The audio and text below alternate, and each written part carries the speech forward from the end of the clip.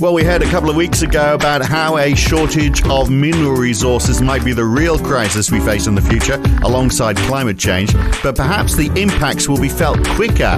We've already seen supply shortages from COVID disruption. But is this just a foretaste of what's to come? And how do we adapt to a future where anything that is resource intensive is very expensive and still keep the economy running?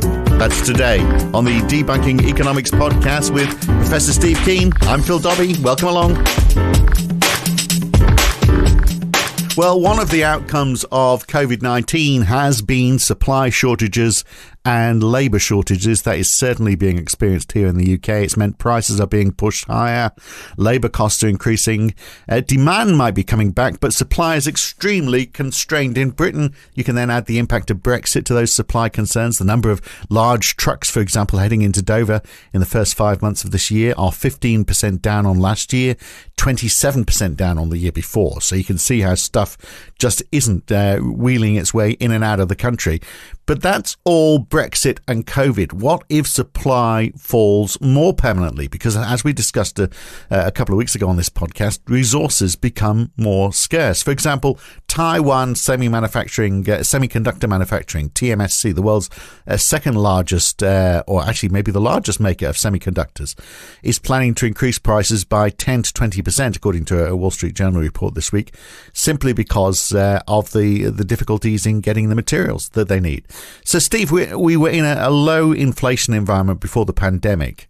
But surely if we've got shortages of supply, short term and long term, but we've still got that demand there, then that's prices can only rise, can't they?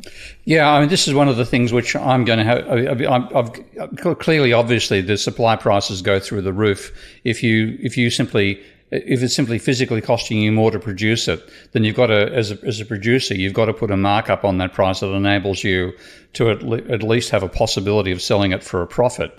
But the drawback for that is that, and this is where economic theory is as usual completely misleading.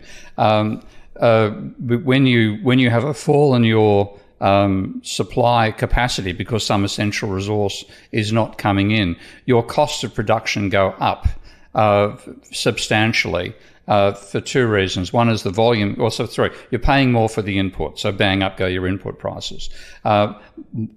Possibly even more importantly, the volume you can put through your factory falls, and because fixed costs are far and away the largest cost, particularly for things like semiconductors. I mean, the cost of a semiconductor factory is measured in the billions of dollars. Okay, so the fixed costs are enormous, and because you're amortizing those fixed costs over a smaller level of output, then your per unit costs also rise just because of the increase in fixed costs. So you've got increased supply costs, you've got increased fixed costs per unit, and your productivity, or what's neoclassicals have this crazy idea that your marginal productivity falls with rising outputs. Here costs rise. The exact opposite is the rule in normal factories, because they're designed to be most efficient at full capacity.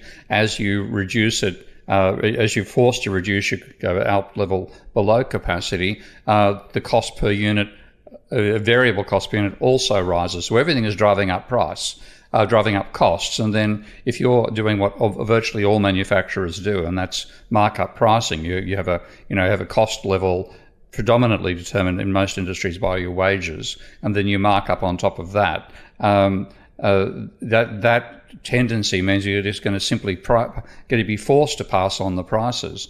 But then what happens, this is the tricky bit, is this a sustained push for inflation, or is it going to mean your demand collapses? And that's the part that I'm still scratching my own head over. But it's finding its level, isn't it? Really, because if there's a shortage of supply and you can't produce as much, then there's not going to be as great a demand. So higher prices are. I mean, as you're saying, a lot of it will be sort of driven by the cost, which will increase because of costs along the supply chain. But there'll also be an element, won't there, of just charging what you can get away with. If you're producing something and a lot of people want it, and there's not many of them, then you can go, well, okay, I'm just going to give it to whoever's going to pay the most for it. The question is whether there's enough of those for you to be profitable. And like actually, so I saw an interesting when you're looking at, this is my Elon Musk fanboy stuff, checking out the costs of the solar city, the roof tiles that a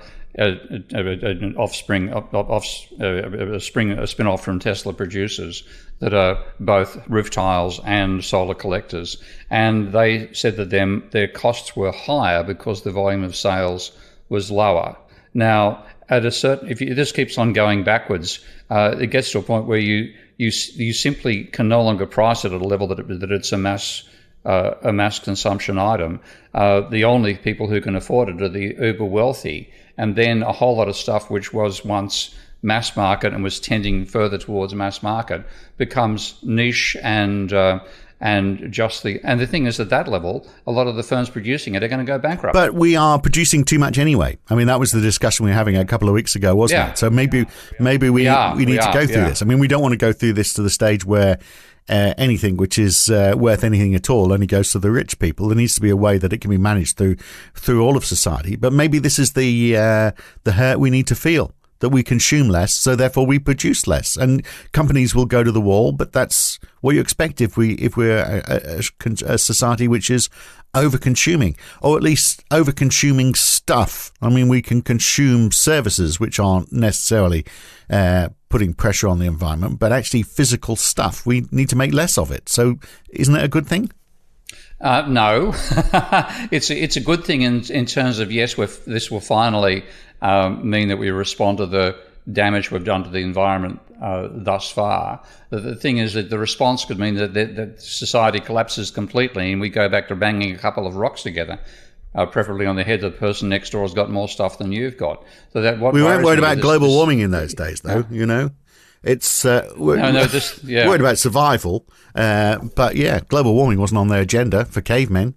No, nothing like it, and this is Tim Garrett's work. If you look at my friend and colleague Tim Garrett, who's coming at economics from a thermodynamics and atmospheric physics point of view, his argument has been that we inevitably, the more energy we access or can access, the more we'll use. We'll drive ourselves into a crisis, and then we'll collapse from that. So we're back to the level where we're just the same as the other animals, in the sense that all we're able to exploit is the energy, the flow coming from the sun, picked up by those solar collectors called plants, and processed by those coal factories called animals, as much as we can manage to catch them. In other words, we can have a return to a stone age coming out of this. And I think that's a terrifying thought, both in terms of humanity, humans themselves and what they experience, but also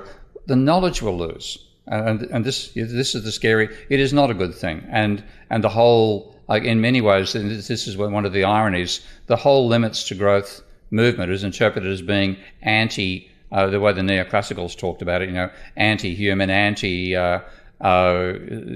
sophisticated society, anti-consumption, anti-progress. No, it was the only way to be able to maintain progress for the long future, and we've completely ruined that guidance, and now we may be facing the consequences.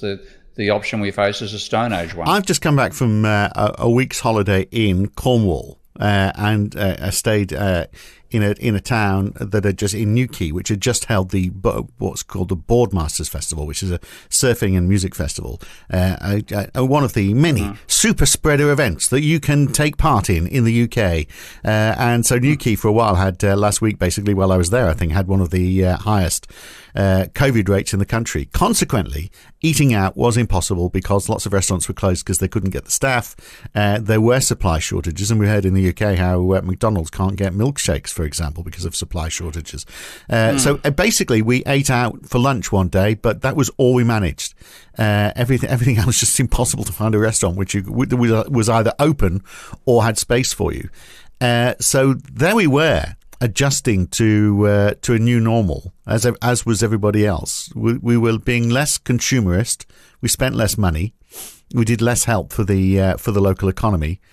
And I'm just wondering whether this is a sign of where we're heading. It could be, and I think it is. Unfortunately, I think it is the sign of where we're heading, because the scale of climate breakdown that we face is beyond. As I saw someone writing on Twitter a while ago, you can't think science to understand or to comprehend what it might mean. You've got to think science fiction. And I'm a great fan of Kim Stanley Robinson, who wrote the Moving Mars series, or the Greening Mars, Red Mars, Green Mars, Blue Mars series, which I thought was superb. And I'm sure there's some of the books that inspired Elon Musk in his colonized Mars ambitions as well. I'm no great fan of the last book, which is called Ministry for the Future, because it cops out. It basically says, we solve it all using international bureaucracy. Well, I mean, that's more fiction than fiction, frankly. That sounds a bit like one world government, doesn't it? Look, we'll explore this more in the full version of this podcast. In fact, in the full half hour or so, Steve talks about the need for rationing to cope with this looming crisis we've got in terms of our mineral resources. But I ask whether actually, if we shifted to a more service-oriented economy where we consume less but do more, could the economy survive without us destroying the planet at the same time? Join us for the full version of this discussion. To do that, you need to become a supporter of Steve Keen on Patreon. Go to patreon.com/Prof Steve Keen, or subscribe at debunkingeconomics.com. Then you can hear this one and all the others in full. I'm Phil Dobbie with Steve Keen again next week. Thanks for listening.